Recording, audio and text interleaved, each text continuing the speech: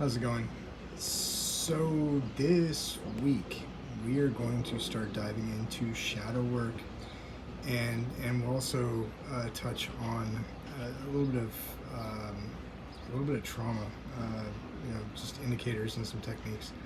Uh, but more importantly, I've had quite a few people actually ask me about covering the Qlippoth and the tree of knowledge, or the tree of death. And one of them was from the perspective of Kenneth Grant, his outlook. And so I will probably start trickling some of that in this week. We'll see how things go, and if the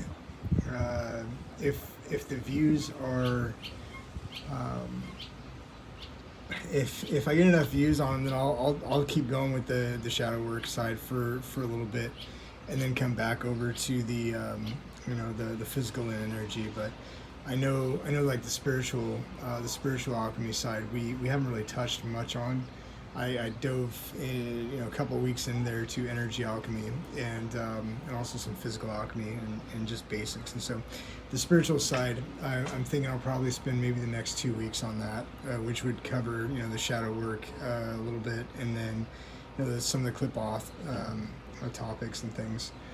Also, I need to get an introduction going for you guys, just so you understand who I am, where I'm coming from, and that I'm not just some crazy guy on the internet rambling, right? And so that's something that is on my agenda the next couple of weeks to get out to you folks. Yeah. So anyway, that's kind of what I've got planned for this week. And so,